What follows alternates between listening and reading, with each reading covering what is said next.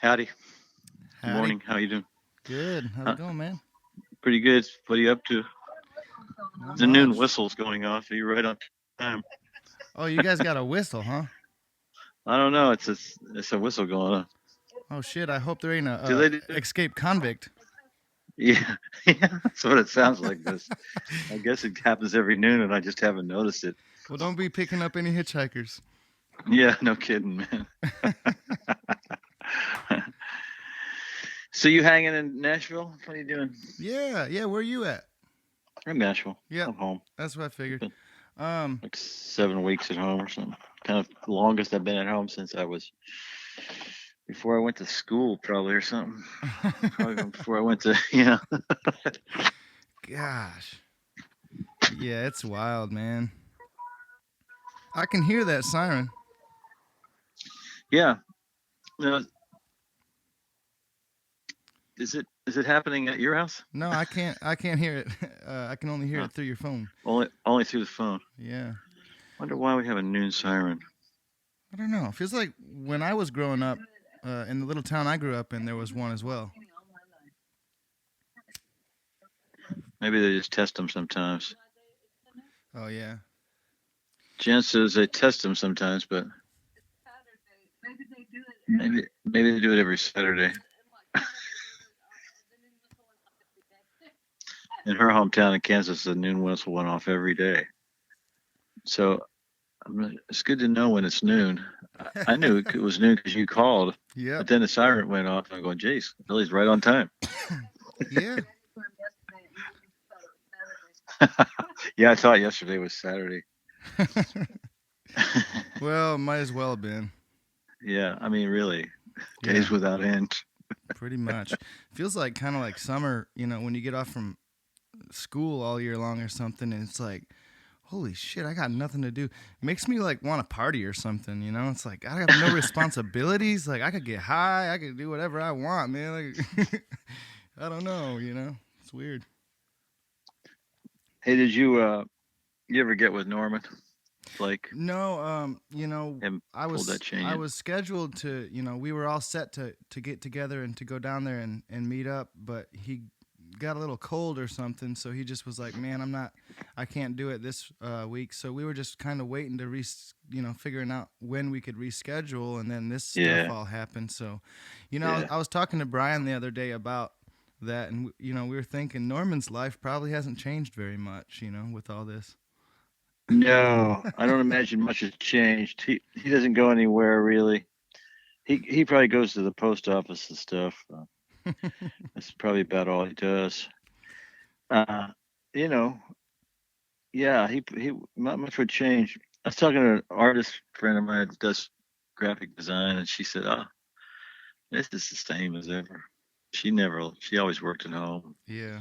She says this is exactly the same as it ever was.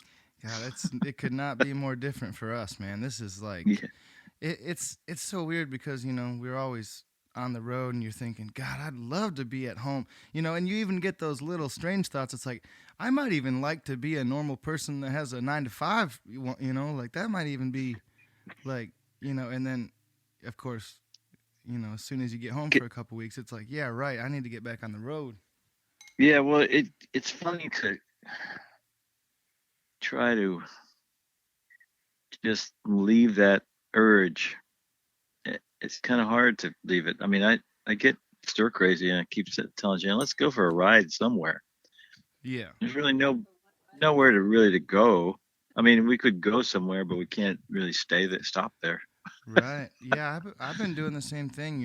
I classic cars is one of my things, man. I love like Chevy Chevelles are like I got two of them, and Oh yeah, one of them's really nice, and the other one's kind of a beater. And I take them both on the Natchez Trace and just go cruise for an hour and a half or so, and just kind well of that's pretty good. yeah. Sometimes it's even like I've I've jumped in my car and just jumped on the interstate just for the fuck of it. Have no idea where I'm heading, and it's almost like I get my brain into like it's like a placebo effect as if I was on the road or something. It's like, yeah, I'm just driving, for an hour or something with nowhere to go. just because that's what I used to do all the time, and I'm feeling really weird. So maybe if I just go drive, it'll I'll feel normal. Well, yeah, maybe I think you got to keep from going stir crazy. It's I started trying to write music on the page, on the staff. I try to arrange Oh wow. for Jan and I for a two mandolin piece. I take fiddle to like Irish tunes and try to orchestrate them a little bit, and it's fun. It does it's something I don't know how to do, so Yeah. it's a challenge.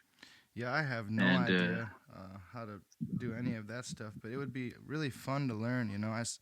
I see like a lot of guys like Bela and stuff working stuff out on their computers, using like a little program and writing it out and figuring out where the harmonies are and all that. yeah, Um, that's really good to be able to do that. I probably ought to get one of those programs, Sibelius. I probably ought to learn that. Yeah, ask Bela what he Um, uses, man, because he's got this little thing, and it's like he can arrange it on there, and then it will play the notes, like it'll in like a little computer tone. yeah, Jared no, Walker that's pretty. actually does the same thing. He had New Camp Town races all arranged down there for like a student or something. Huh? And he was playing it in the van. It was just like some little 8-bit sound, like diddle diddle diddle diddle Wow, diddle diddle diddle diddle diddle diddle. that's cool. Yeah, I'd like to see how that works. I'll ask Jared what that program is. Yeah, I mean, I went online to get staff paper. You could copy a piece and then print them out. And I found some that had like two staves kind of joined, so it's made for two-part stuff, which was good. Nice. It's kind of nice to see the part above, so that you can sort of figure out what works with it. Mhm. And then it's like Jan, she can play chords and learn the stuff, and I can sort of jam and sort of figure something that works, but been interested in kind of getting something really concise that Yeah. says the chords without it having to be all the chords. Like you play the notes that's not there in the melody, play the two notes that aren't there in the melody sometimes, and make it, Mhm. and then do a different accompaniment part for her, for one for me to play, and then one for her to play, and then we can play it again together, just to get through that. And then this last one I was working on is O'Carolyn's Concerto. It's a harp piece. It probably had accompanying harmony to it, but it's not on the page. I've heard versions of it played on harps, but I just thought, well, Man, the do harp something is that, such a beautiful instrument that you don't really see a lot. yeah, I don't know anybody that plays it here. I know people in Ireland, and it's kind of a whole subset of musicians. It's like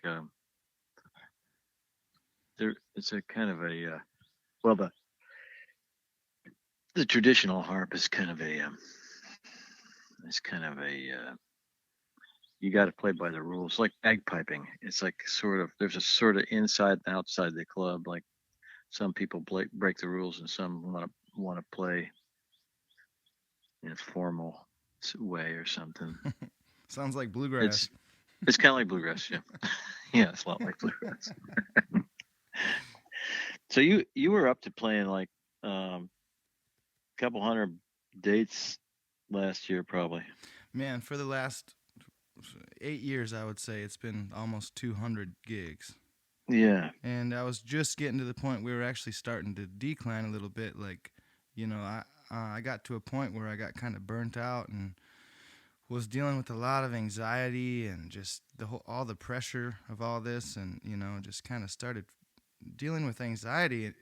That started kind of taking over. So last year was pretty much an upward journey of figuring all that out, and now I'm in a really good place. I feel so much better than I did, and just like it was weird. There were times where we were just doing like amazing, huge gigs, and sold out every night, and it's just like I didn't even feel happy or something, and Uh, just super strange, and it's like I knew in my head at that time, is like, man, this is what you've always wanted. This is what you've always dreamed of ever since you were a little kid, you know? And so what's going on? You know, why aren't you happy, bud? And it's just because I was so, tired from being on the road so much, and I was dealing with that anxiety and shit, and so that was Yeah, pretty strange. But man, this whole quarantine thing is actually probably pretty healthy for me because I was also getting kind of reclusive. Like, after the gig, I wouldn't want to see anybody. I just want to go straight to the hotel and hide. And yeah, and I don't feel like that's very healthy. And so this quarantine thing has actually got me like just missing being around people. Like, God, yeah. I can't wait till I can be social again. And uh, so that I think that's kind of a good thing. Well, that's quite a story there. I mean, all that all that hoopla that you've had around what you've been doing the last several years, like it kind of closes in on you in a way. If you're doing it, I don't know, you give, and you kind of you're you don't have much more to give. You sort of have to recharge, I guess. Yeah. I don't know. I don't know. I mean, I wonder, you know, when you get when you get to where you're doing great with the crowds and everything, you kind of wonder if you're giving them what they want, and if it's their job or if it's like you wonder who's in charge of it. Like am I just feeding them what they need, and is that my job, or should I feed them what I want to feed them, and are they feeding me what I need? It's weird. It's like a balance of that is maybe can get out of whack. Yeah, and I also think that I was over functioning. I mean, in the beginning, like I was I drove the van. I loaded the gear. Was the tour manager. I sold merch after the gig. I settled up at the end of the show. Like I booked the hotel rooms. I just did Right. everything. And so, I mean, that I kind of almost needed to overfunction just to get through that phase, like even just to make it through that phase, Yeah. over that hump. So I had to work my ass off, but then I continued to work like that even when I didn't need to, when I had people to help.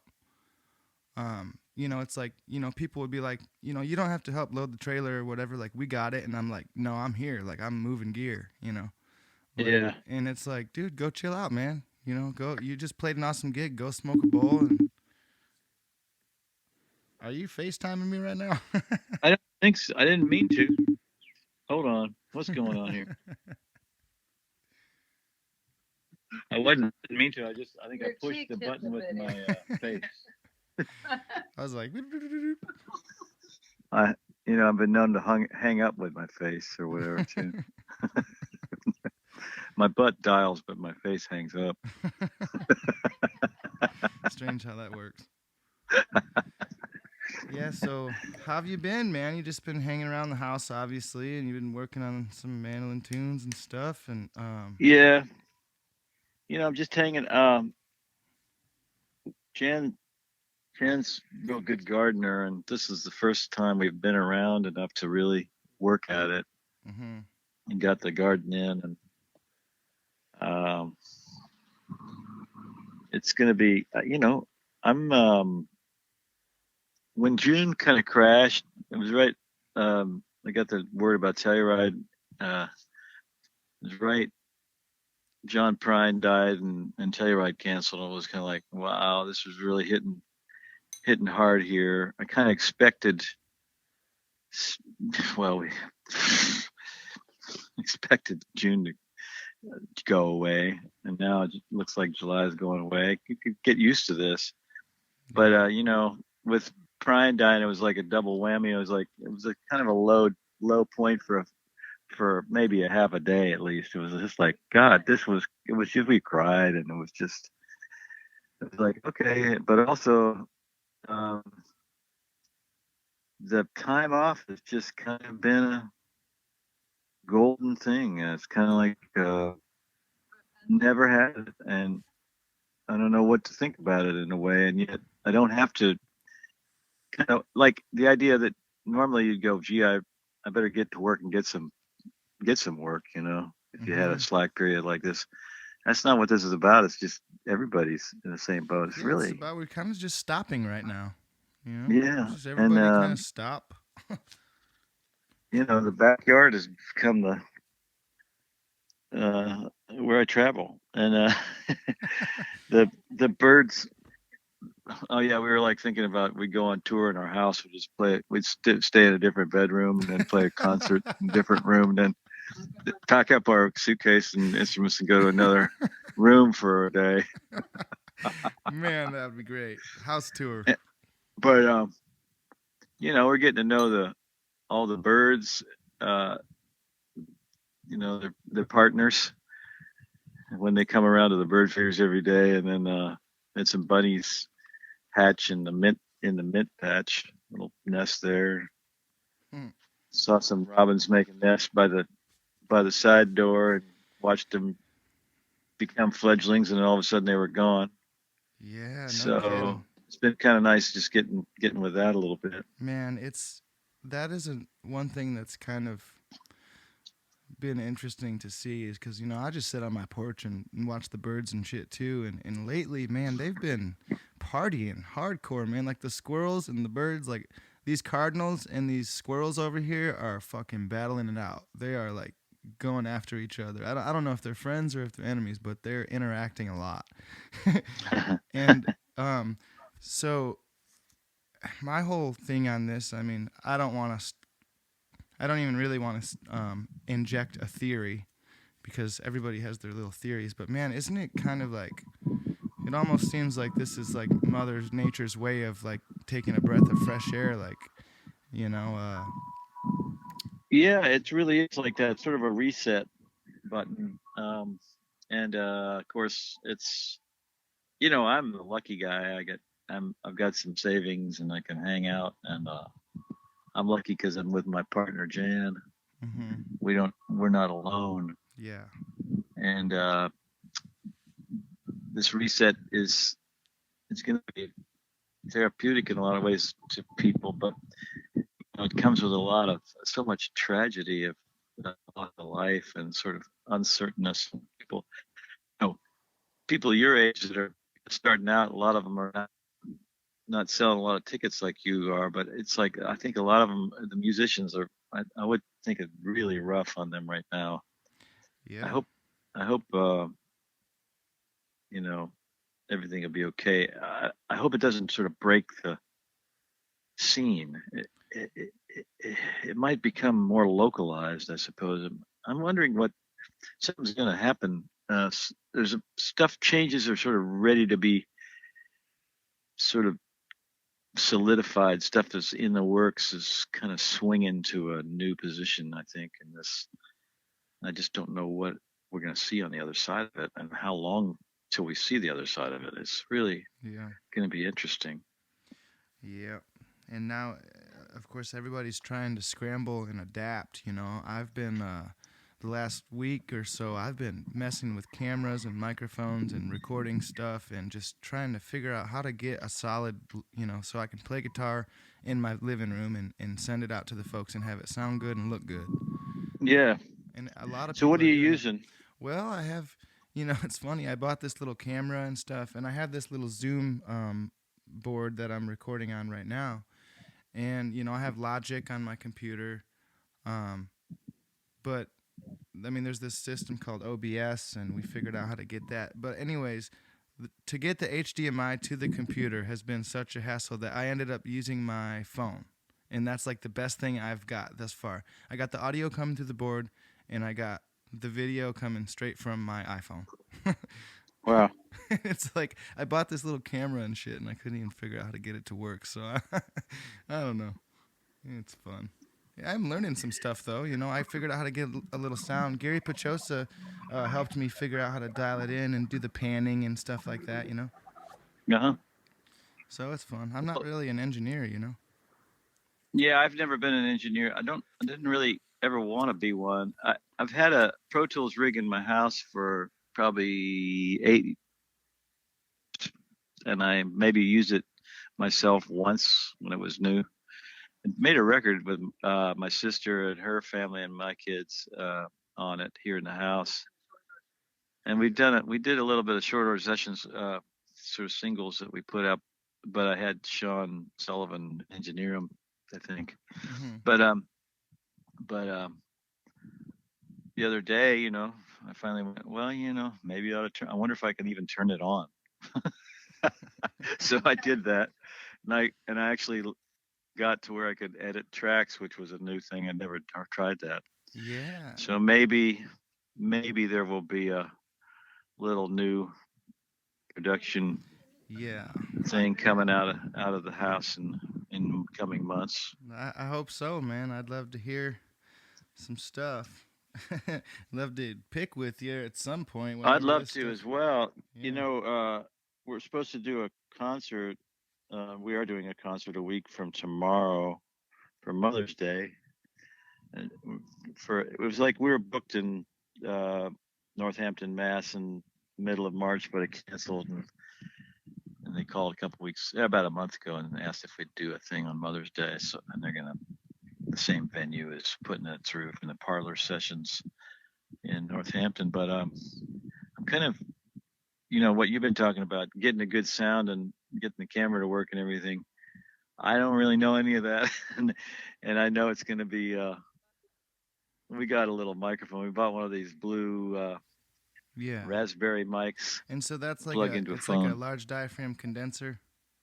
Yeah, it's not the biggest one. They had one. I can't remember what it's called, but they came out with a newer one recently, which is smaller and easier to use, and it's pretty good sounding.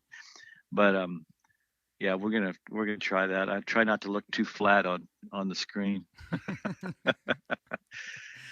Yeah. But what's cool is um, about 5 weeks ago, an old friend Brian Bowers called up just to check in. It seemed like he's a folk singer guy, plays a lot of auto harp, and he also plays mandocello. And he's 82. He said, I'm just hold up here. I'm gonna yeah, even I don't even let my girlfriend come around because I wouldn't be able to keep my hands off her, and I don't want to get her infected. I don't want to get infected. He said, I'm going to stay out. I'm going to stay in here and not touch anything without disinfecting it until there's a vaccine. And he said, with that in mind, I got these instruments. Yeah, with that in mind, I got these instruments that I want people to play in case I die. I want them to be somewhere. Mm-hmm. And so he said, I'm boxing up these instruments and I'm going to send this mandocello that you played and send it to your house. And Oh I'm wow. just kind of crying and Brian, you're going to be fine, but I'll take your mandocello for a while. Yeah, of course. And he shipped this 1918 blackface mandocello and been yeah, I've been playing it. And he said the only stipulation is if I die, and you need to get rid of it. You need to give it to somebody who will play it. So it's kind of cool. He's just about trying to keep the music going on. Yeah, man. And yeah, it came stuffed in a box. He only had a soft case for it, and stuffed in a cardboard box with a whole bunch of festival T-shirts and towels. And it's great. Yeah. So maybe if I learn how to write enough, maybe I'll write a string or a mandolin quartet. Figure out Yeah, how that man. works. Figure out where the mandola goes. I never could figure out where the mandola fit in music. Yeah. Oh man. Have you talked to Chemnitzer at all? A couple days ago, and he's doing well. He's just hanging in. He's making a 10-string mandolin for me. He's making a mandola mandolin combo, which I'm excited about. And the Vega, I bought this Vega cylinder back mandola mandolin from Mike Seeger's estate, and Jen and I played around the house, and I was telling him about it. He said, "Oh, really?" And he said, got kind of excited about maybe making one. Oh wow. And then I sent it to him. So apparently he's making two. He's got two tops. He's got two. he tests them out. He says, they both came out pretty good, so I think I'll make two, Hmm. and it'll be real interesting. It's just going to be the same size as a Gibson, pretty much the same size as a Gibson Mandola, Wow. same string length. This little Vega one is pretty cool, although it's really hard to keep in tune. It's and it's cool because it's mics, and now I changed the strings after I had it for about 4 years before I changed the strings ever on it. And it had little pieces of paper in between the pairs up by the tailpiece, and I was like, I didn't want to change any of that. Of I course. finally changed it, Yeah, you gotta but keep that it's stuff. sort of sweet, sort of a sweet sound like an A model, like an oval hole A model, and then it's got, I think, the C string's got a high C, like an octave, like on a 12 string, so it kind of makes a nice twinkle that way. Hmm. That's I have a awesome. mind. I'd like to go see Nugget. I'd like to get up there. Maybe if this, if we don't get, don't have to stay home. Maybe it'll open enough to where we can just get on the road and go up. I'd like to go up there to Michigan. Yeah, I'm thinking the same thing, If it kind of opens up where travel, we can travel again. I guess my first thing is, I'd like to go See see Nugget, I'd like to see huh? my folks. Um I'd like to go see my folks, but I'd like to see my band as well, man. Yeah. It's it's weird like not being around them.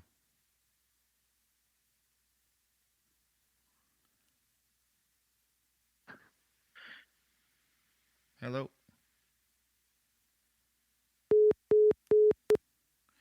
We lost Tim. We lost Tim.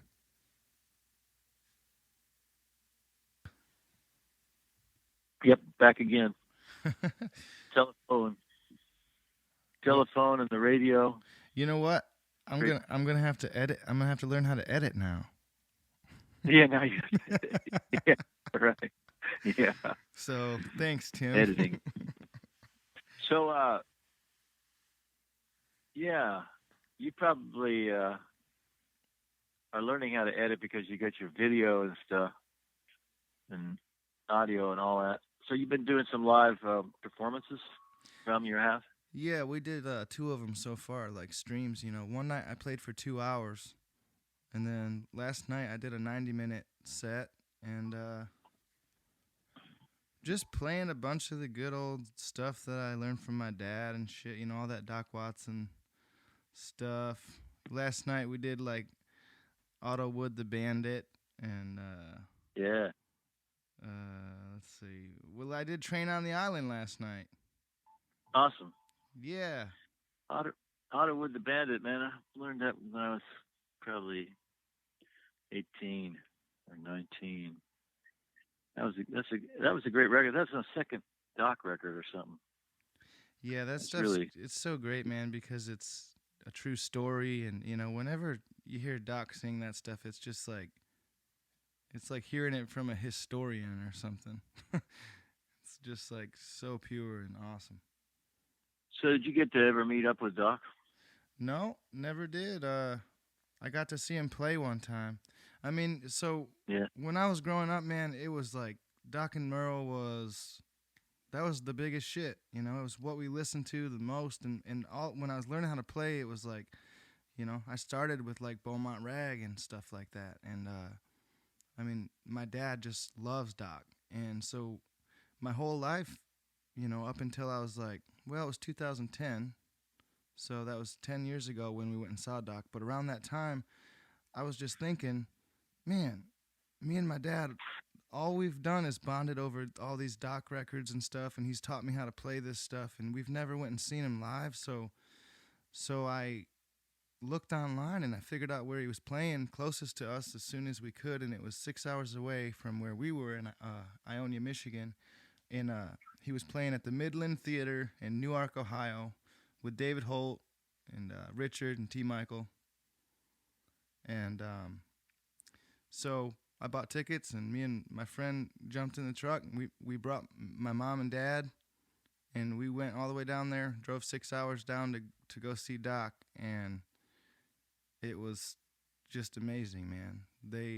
That's incredible, man. Yeah, They started with Way Downtown, and then they played Shady Grove, and by the time they were, halfway, 3/4 of the way through Way Downtown, me and my dad were both crying, and just like, holy shit, that's Doc up there, like right there. And so that, I mean, yeah. to us, dude, he was huge. I mean, I grew up in Michigan, and we didn't really go out. All we had was really Charlotte Bluegrass Festival. Huh. That's the only one that I went to when I was younger and stuff. And there was the other little fall fest that was like the West Michigan Bluegrass Music Association. But yeah, I didn't really have access to like see those guys.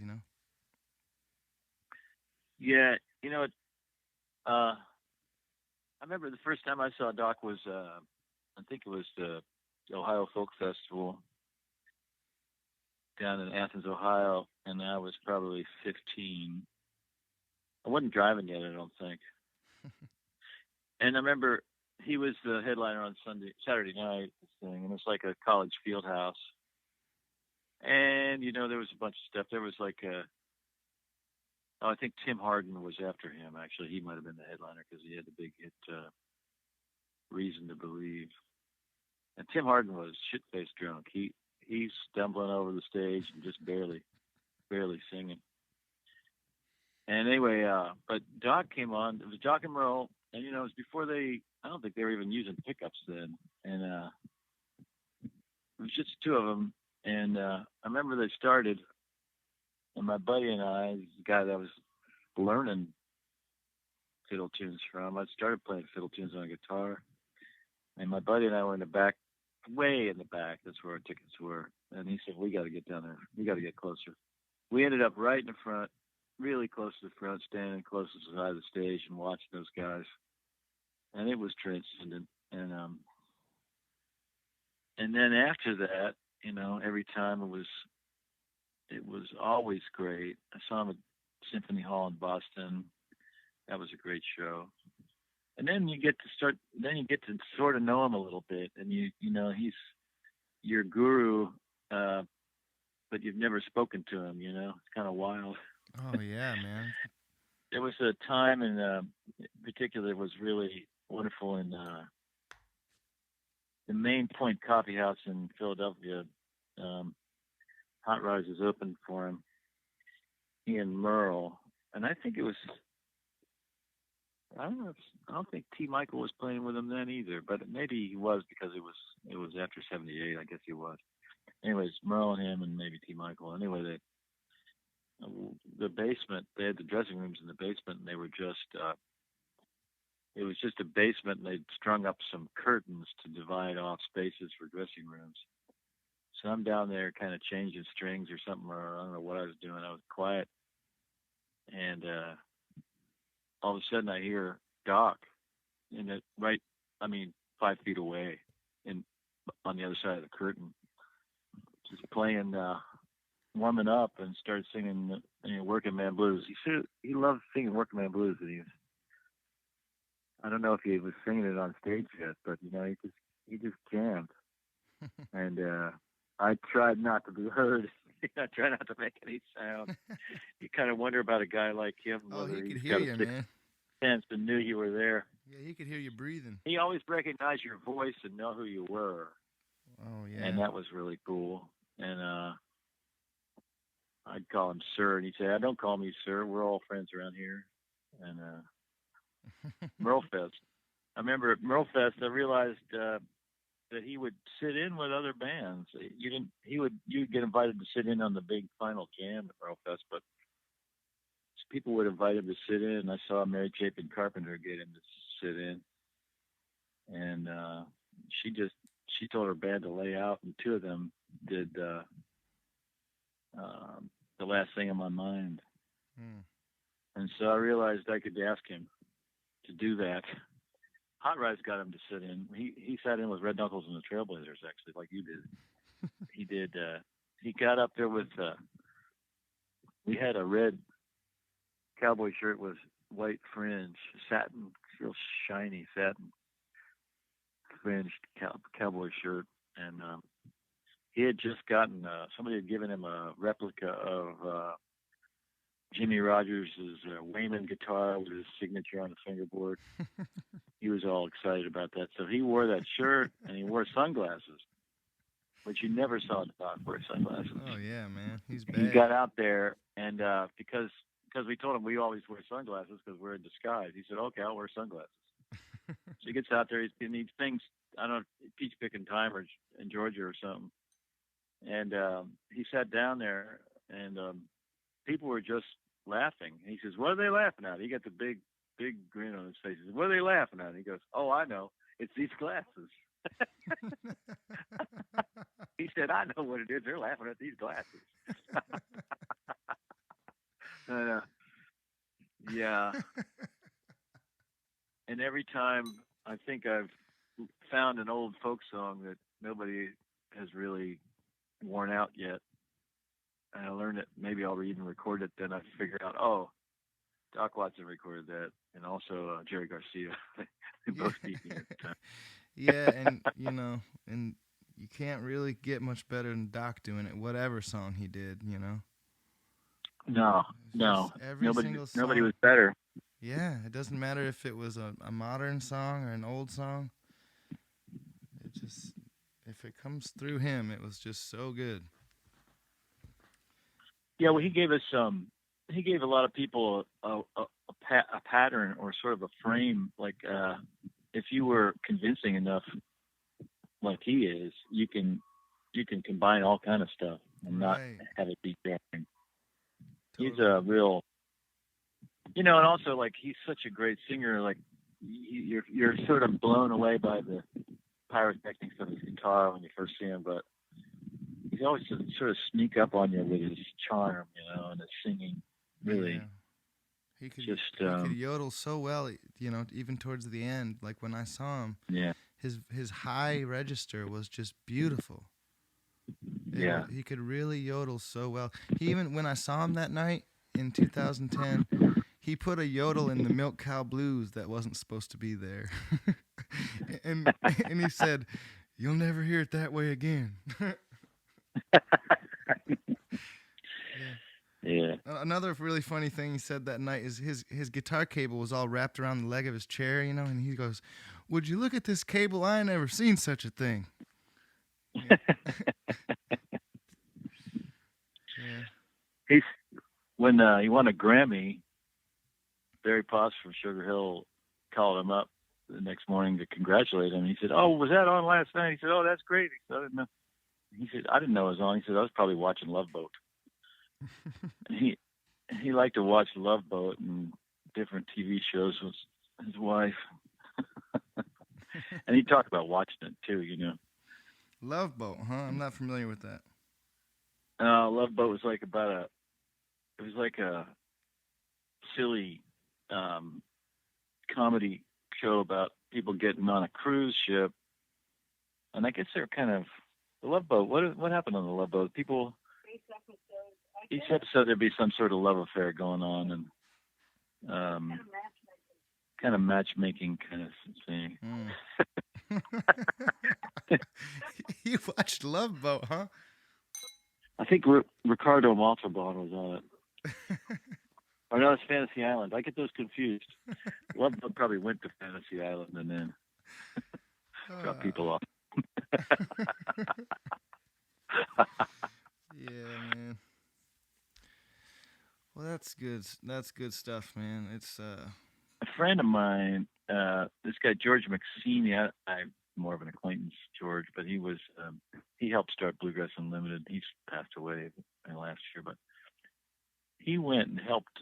He went on his like summer from college. He went and stayed with Doc for a month or so, and sort of helped him do some work around the house. I knew him somehow. He said he was sleeping. He'd sleep on the couch, and he could see Doc a lot of times Doc's bedroom would be open, and he said he woke up and he saw Doc kind of get out of bed and swing his legs around and sort of sit up on the bed, and then he reached under the bed where his guitar was, and he tuned it up, checked the tuning, and then he played a little lick, and then he played it a couple times, and then he shook his head like, yeah, yeah, and then he Wow. put it away and got up and did whatever he's gonna do, like he was thinking about a lick, and he wondered if he could play it or something. He got up, and my friend was just watching him, and he said, yeah, that's a good lick, and then he Oh went my on to say, gosh, man. Yeah, simple thing. that must have been amazing to get to know him. You know, that's like meeting Abraham Lincoln or something to me. You know, that's like, uh, Well, like I say, you're he's such a big part of our lives. Just to relate to him was really, I mean, it's wonderful. But what do you say? I don't know what to say to somebody like that. I just try to do my best yeah, around him and man. be nice to him. I don't know. I still just want to say thank you to Doc. You know, at all times. Yeah, well, I mean, that's exactly what I said when. Well, actually, the day the day after I got that Vega 10-string mandolin, I was playing in Boone, North Carolina, and I got the nerve up to call him the next morning and see if I could come up and visit. And I got the go ahead, and I went up there, and we hung out all afternoon, and it was just me and him. There was nobody there. I mean, I was there for about 3.5, 4 hours, and probably got there around 1:30 or something. It was dark when I left. Probably seemed like it was 5 o'clock or something when I finally left. And it was really a lot of snow coming down. But he we played and he told stories and stuff. And then finally I said I got to go and drive back to Nashville. And he said, and he reached in his shirt pocket and he had $20 in there. And he said, I want you to get something to eat. And I said, oh, Doc, yeah, I'm not going to take any money from you, brother. You don't know how many meals you have bought me with what you taught me. yeah, And he kind of chuckled, but that's what he was ready. He really wanted to pick. That was funny. What's funny was you sort of nervous about approaching somebody like that, yeah. You don't want to like but bug him or anything. I think he was really excited to pick. He just wanted to hang out Gosh, and isn't talk that about great? guitars and stuff. Yeah, it Yeah, was really wonderful. It was just probably about 5 months before he died. man, It that's was. I'm really amazing. glad that I called. But I call him and he goes. His daughter answered and she goes, oh no, he answered. And I said, Doc, it's Tim O'Brien. I wonder how you're doing. He said, what's your name again? I said, Tim O'Brien. He said, I don't know you. And I said, well, it's okay. You don't need to know me. I just want to thank you for all you've done and help me figure out what to do with my own self. And he said, what's your name again? I told him, he goes, yes, his daughter. And she said, oh, Daddy, you know him? He's that fiddle player that plays at Merlefest. And there's this long pause. And he goes, oh, so you're the fiddle player that plays at Merlefest. We both knew that wasn't enough information. But he caught on pretty quick after that. He remembered my sister. He said, yeah, you played with another group. What was that? I said, Hot Rize. Oh, yeah, Hot Rize. Anyway, he was a really smart guy, really capable guy. yeah, incredible, Uh, man. He was an incredible dude. yeah, Yeah, you really can channel him when you play the everyday dirt and all that stuff, man. You really can get at it. well, that's my dad. When my dad plays music, like if he plays a Doc song, he kind of sounds like Doc. You know, if he plays a Beatles song, he sounds like Paul. Or if he plays a Jimi Wow. Hendrix song, he kind of sounds like Jimmy. Like because what my dad did, the way he learned how to play was playing along with the records. So he Yeah. was really a great emulator, or like he could really like I don't know. I mean, that's where I got it from, is from him. for instance, if my dad sings a Mac Wiseman song, he puts that little tone in there. He just Yeah. he just does it because it's like, hell, why not? We're singing "Bringing Mary Home." Why not put that sound on it? You know.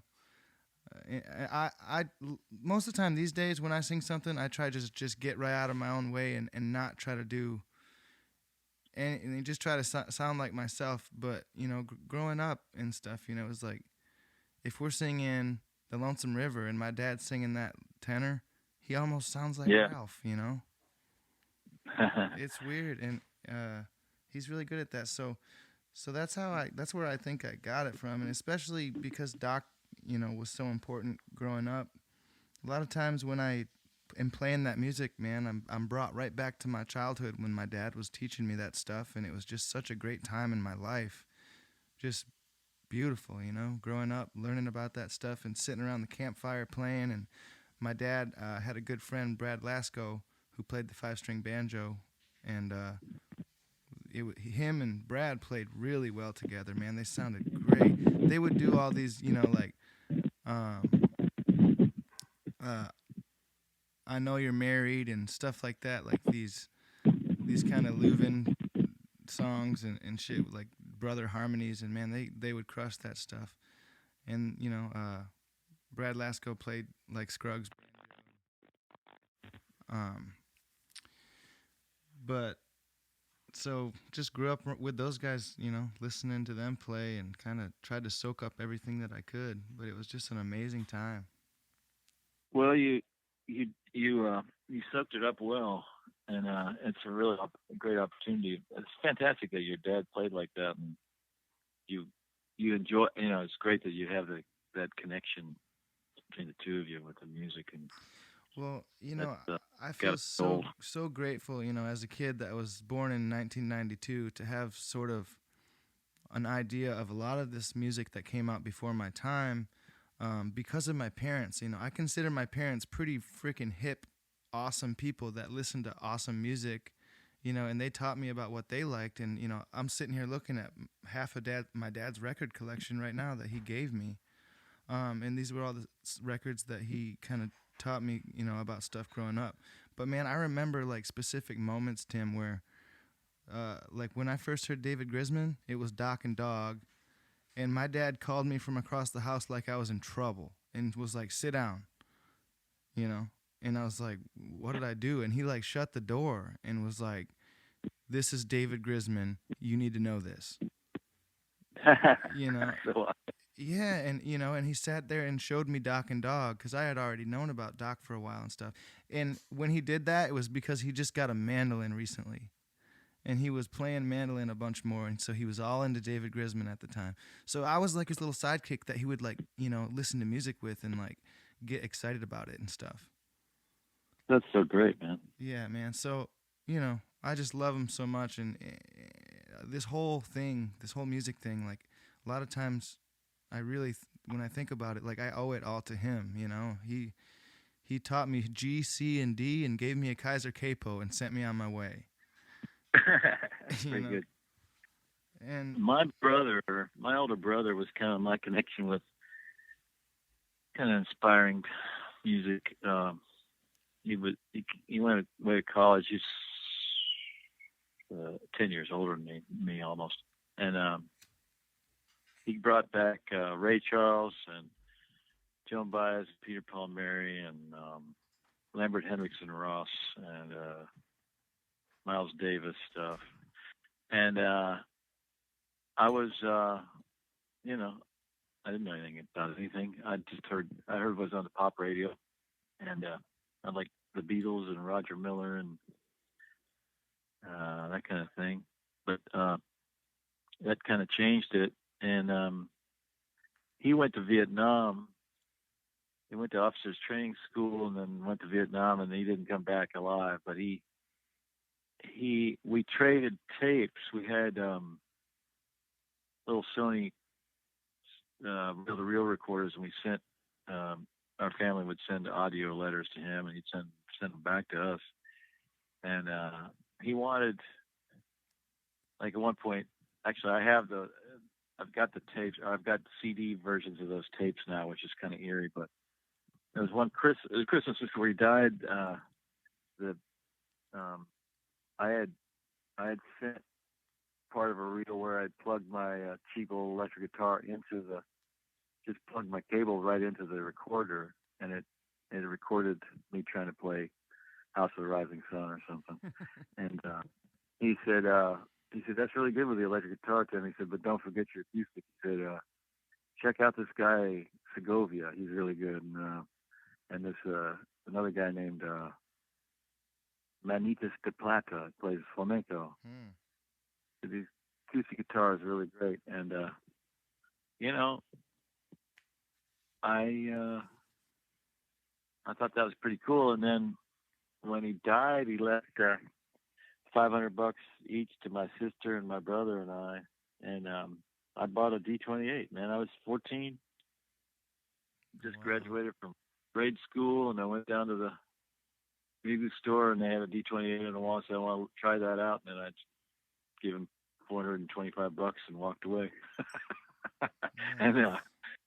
But that was that's awesome because it means so much, coming from. It meant a lot, and it's still to this day kind of trying to honor him by playing music, and it's a good reason. He was the guy who sort of showed me about hip music, and encouraged me, and kept doing it, even though he's not around anymore. Man, that's awesome. But, yeah, my sister was she got a piano, and my older brother got a car, which he totaled about a month later. But my sister and I got the better part of the deal. We had the instruments that gave us good enjoyment. I saw that guitar last year. I had sold it, and the guy in Fort Collins owns it, and he brought it to this workshop, which was really cool. Wow. See it again, 67 D28. That's like the one that started it all, man. Yeah. Yeah, I got a guitar like that, it's my dad's Martin, and when I was a little kid, he was like, son, this is going to be your guitar someday, whenever I die, And I was like, wow, that's heavy. And it's a beautiful guitar. It's a 1993 160th anniversary Martin. Cool. Mahogany. And it's just it's a really great, like, D18 kind of guitar. And his dad got it for him, which was, it's also beautiful and sentimental, So when I was growing up, when I was 5, 6, 7, 8, 9 years old, this is the guitar that I sat right in front of. Like, there's pictures of me when I was a little kid, 6 years old, and I'm just staring right at my dad's hands. I used to just, like, look at his hands and then try to make mine look the same when I play. That's how I got that, like, anchoring my pinky thing. Because my dad does that, But that guitar, later on when I was, like, a teenager, times got real tough. We didn't have money to have our power on, and all that shit. It was like no electricity and all sorts of shit. And it's like my dad was like, you know what, fuck this, and he took the one thing that we had that was worth any value in the house and took it to Elderly and sold it. And I was pretty much like begging him not to. It was like, we'll figure it out, man. And so he sold the guitar. And it was gone for probably 7 years. And I had almost forgot about it. I mean, it was like the family jewel was gone, Yeah. And along with that, I don't know. It was like when that guitar was gone, my whole family was kind of like down in the dumps or something. It was just it just wasn't right. It was like that guitar was supposed to be with us.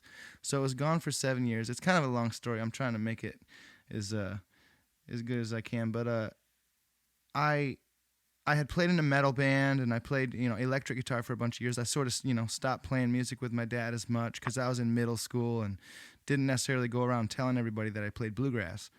Right.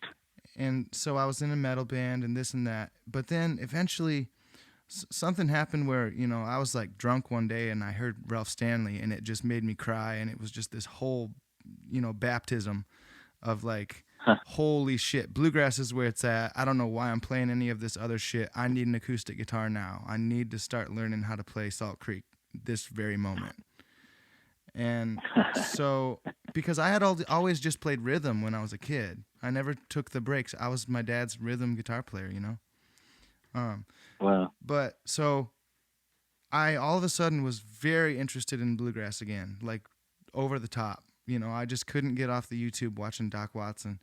And so I was searching for a guitar, and that led me to this unofficial Martin Guitar Forum website where I was scrolling through and saw my dad's guitar that has been gone for 7 years. I mean, there was like some wear next to the pick guard that I knew was his.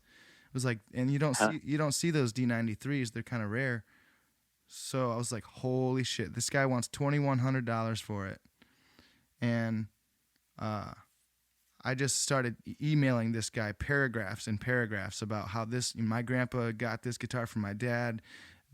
I learned how to play in front of this guitar. It's supposed to be mine someday. This is my dad's guitar. I need it back. Please don't sell it to anybody but me. And he's like, how do I, you're a 17-year-old kid. How do I know you're not just talking out of your ass? And he's also like, I got 2 people on eBay right now with cash. And I'm like, dude, Wow. please don't sell it to him. And I was like, I don't even have the money right now, though. Like, and can you do a payment plan for 3 months, like $700 a month? He's like, no way. Wow. And so he's like, no. But until his wife Marla stepped in, Marla saved the day, man. I think because he was like, man, I'm just gonna sell this thing, which I would have done the same thing in his shoes. It's like I don't know, but Yeah.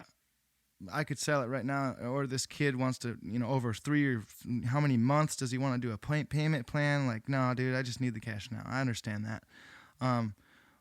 But his wife was like, if this is really his dad's guitar, like, you need to wait for this kid. And he's like, okay, man. My wife stepped in and let's do a payment plan. If you can send me $700 for 3 months, I'll send your dad's guitar back to you. So for the next 3 months, I started out with a quarter, and I worked my way up to a half and then an ounce. I was like selling weed. I was taking back pop bottles and shit. All the beer cans from all our parties and shit, I would take back and get all the money from that and I would save up $700 a month, and I would send it to this guy. Joe Singleton is his name. You might even know him from Gray Fox. Marla and Joe. I don't know him, but man, this is a great story. I didn't realize you had I'd heard about this, about you getting that guitar back for your dad, but I didn't know that you bought it when you were that young and that you are getting pop bottle money, man. That's amazing. Yeah, I mean, I was like, dude, I have to come up with this money for 3 months. So that's what I did. I just gathered, flipped bags of weed or whatever I could do. And I did it for 3 months. I successfully gathered $700 and I sent it to Joe. And at the end of it, he fucking mailed my dad's guitar back to me. And after That's so awesome. after 7 or 8 years, man, the guitar came back home, and I, unboxed it and was like, holy shit, it's still got my dad's case. So jumped right in the truck and drove right over to my dad's house and walked right inside and sat out on the kitchen table. And he was like, what the fuck is this? Like, he thought it was like some kind of cruel prank or something. I think he even said like, fuck you or something. Like, I don't know. And so he opened it like one latch at a time, and slowly opened it. And he just, eventually when he worked up the guts enough to pull it out, he played John Deere Tractor on it. And me and my mom and my brother sat there and cried, and like the guitar was home. And so my dad still got that guitar right now, man. He's like kicking ass on it. It's back in the family. That is so awesome. Yeah, I realized that was like 10 years ago now. That's it says an awful lot about the tie that music has, and your you got your head on straight, brother. That's really a nice thing you did. That's a great thing you did. Oh man. Well, today I'm my dad's gonna get a package delivered on his porch that he has no idea about, and it's a custom shop 1955 Strat, which is his All right. birth year. All right. So it's like, yeah, I just want to keep him inside and keep him playing and full of joy, because that's what we need right now is joy and health. And I think joy brings health, in a way. Yeah, no, definitely. So what kind of music did your grandfather play? Well, uh, Dad's dad. he was kind of like old country and stuff, Hank Yeah. Williams and shit like that. What is that one song they used to play? Um, God, I can't think of it. Oh yeah, well I never felt more like singing the blues, 'cause I never Oh, yeah. thought, that stuff, man. And Yeah, Marty Robbins, I think. Yeah. and my grandpa on my mom's side was real tight with my dad, and he would play with his thumb, and he would just strum along and stuff. But my dad really is the one that took off, as far as like being super skilled. Yeah. Well, geez. Uh, I know you guys have sung together. I'd like to hear that. I've only heard about it. I haven't heard him sing and Oh play. man, you got to meet But my check that dad. out. You'd love him. If he ever comes to Nashville or something, I'll give you a call, and Yeah. and we'll swing by and pick some tunes because So yeah, he's still living up in Michigan. yep, yeah, he's up there by Lansing. Uh-huh. Yeah, man, you'd love to pick with him. I know you would. I mean, everybody that I got to introduce him to David and David Grisman and Del McCurry and stuff, and sang with him with Del at the Ryman and stuff, and it was amazing. Like because when he sat me down and was like, "Hey, man, this is David Grisman. You need to know this." And then several years later, I was like, "Hey, Dad, this is David Grisman." And then we all Yeah. sat there and picked tunes together, and for a couple hours, me and my dad and Dog and Dell, and it was a great Wow. a great little jam. And man, when we got back to the hotel that night, my dad was like a little kid at Christmas. He was like just giggling. I've never heard him like giggling like this. You know, it was just like, oh, I mean, God, makes me so happy just thinking about it. It was just like, this is awesome. I mean, I don't know. He taught me this shit when I was a little kid, and I took it and ran with it. And I mean, I think that's like your duty as a father, really, right? To show your kids how to get along in life and how to live and how to, he taught me about music, which I ended up, yeah, I have a beautiful life now thanks to him showing me all this stuff. Yeah. What do you think? What do you think? How do you think? Music is sort of like a. It can be sort of an overall organizing principle in your life, and sort of it can teach you a lot of stuff. It, It's sort of like. it's kept me out of trouble. Yeah, I think that's. I think that's the same with me.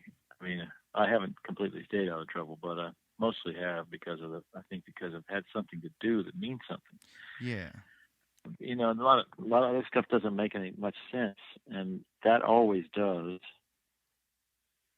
Uh, and it, like a good friend in Ireland, Steve Cooney, great musician, his son started playing, and he said I was so worried about him, if he how his life would be and everything, and then he started getting interested in the banjo and the mandolin, and he said now he's really doing great and he's really excited about it all. He said, I feel like the pressure's off from me. I feel like he's caught on to that, and that's going to make his life worthwhile.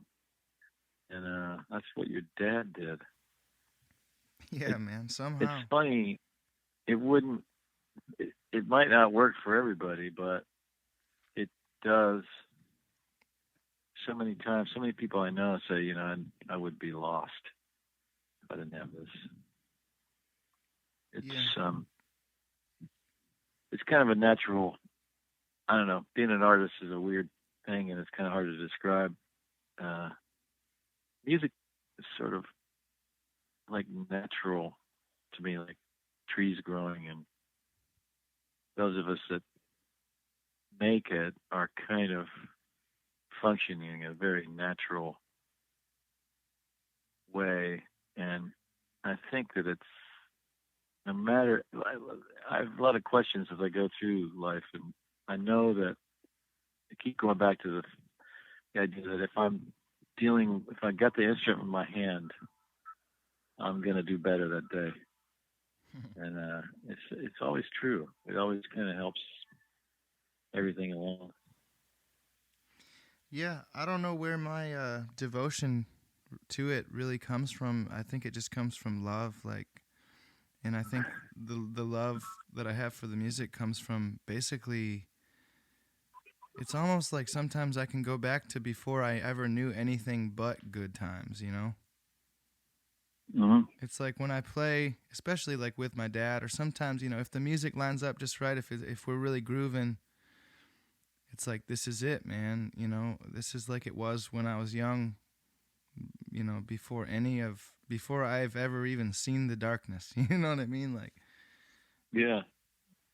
and it's almost like a time machine in that way. It can take me back. At any time, I can put on one of these Doc Watson records or Bill Monroe or Jim and Jesse or any of this stuff, um, and God, it reminds me of just sitting there with my dad, and certain songs, especially when I hear I haven't seen Mary in years. Man, it just reminds me of my dad so much. Sometimes I get Mm-hmm. so like emotionally like attached to that, and when I hear it, I just like there's been nights where we were on tour in the van or something, and I would just have my headphones on in the back, just like and for some reason that song would come on or something, and I'm in the dark, very back of the van, sitting there crying because I'm thinking about my dad, and just that song just hits me just right, and it reminds me of just all the music, and all that stuff growing up. I mean, I just have an incredible bond with him about music that I'm incredibly grateful for. And the older I get, the more I appreciate it, and the more I want to give back to him. Like God, I just want to thank him for showing me all the music growing up and teaching me how to play and sing and stuff. That's that's so great. So how did you get to transition from the metal? I mean, you told me like you just one day you just went, wow, I need to get back to this stuff. You Honestly, start I, playing that I, right hand stuff, and the left hand stuff is a lot of different, a whole different way of playing. you know, But maybe you learn a lot of technique from playing metal. I bet you do. It's there's a a lot lot of of it takes a actually. lot of. I used to play a lot of tremolo, like you would play on mandolin, like in my metal band. We would do a lot of Oh, straight, really? yeah, with an electric guitar with tons of distortion, just Huh. straight up tremolo. And so if I play one note and the other guitar player plays the harmony to it, that's what is cool. And you just like you can do like riffs like that. But Yeah. honestly, dude, it was a weird ass time in my life. I wasn't living at home.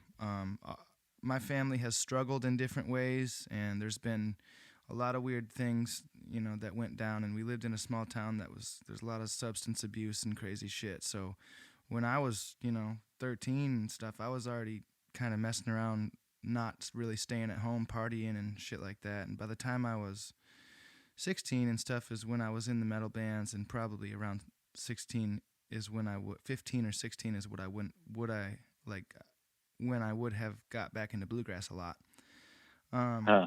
so one day I remember like it happened like one day. That's how I remember it, is because I was 15 years old. We lived out in the country, really, like not out in the country, but the country, like we lived in such a small town that if you just take up one road, next thing you know, you're in a cornfield for miles. Hmm. So my mom had a 72 Chevelle four door with a 350 that I used to like to go joyriding in, even much long, way before I had a license. And so 15-year-old me kind of going down really the wrong path, uh, dropped out of school and shit. um, just being an idiot. Um, I was like, my mom was passed out, and I stole my mom's Chevelle, and I was like drinking.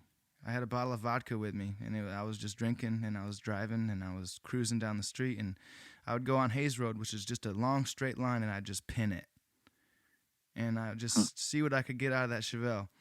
And there was a tape hanging out of the deck, and I was pretty buzzed up, and I pushed it in, and I said, I wonder what my mom's been listening to, and I pushed the tape deck in. Ugh, I feel like I'm gonna cry just talking about this. But Rank Stranger came on.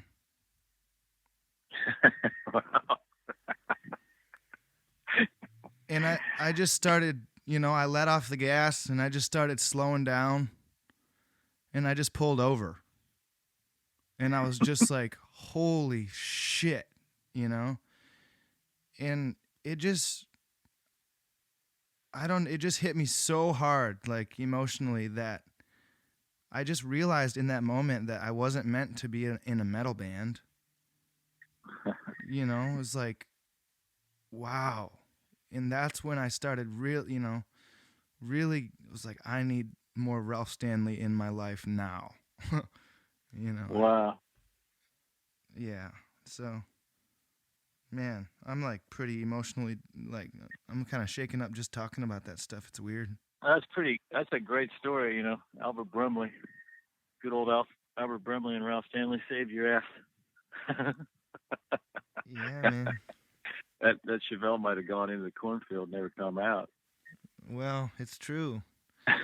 And that's how I ended up here, man. Where I'm at today is ever since then, I pretty much, it wasn't long after that I wasn't in a metal band anymore. And Wow. And all of a sudden it was my electric guitar that was collecting dust. And, and that's how I ended up finding Dad's Martin, is because I was looking for an acoustic. I grabbed my friend Zach's guitar. It was like a shitty Ibanez acoustic guitar, all black. Yeah. It was like something you'd find at Goodwill, Yeah, right. And so that's what I started trying to play on, and and then it was cool because everywhere I went, I could have my guitar, It was like, oh wow, I can play at parties, I can play at home, I can play at the skate park, I can play anywhere, Yeah, it really is different. Like electric music, you can't really just do it anywhere. It's just, you need a stage, you need an audience, I guess. Maybe you don't, but it's just different. It's like a whole thing where it's like folk music or acoustic guitar. You can play it anywhere, anytime. It really is a friendlier way in. I don't know. It's just much more approachable or something. It's funny. It doesn't really sound. A lot of people don't think of it as really like music. Like some people say, "Oh, but then it drums." I don't even understand why is that music. It doesn't make sense to a lot of people. Dude, that's actually a thing. Like, I've seen that like on a lot of our stuff, like comments like, "Man, they're pretty good for a band with no drummer." I know. It's like, whoa! It was like, what do you mean? Yeah, that's true, man. I never really thought about that. It's like,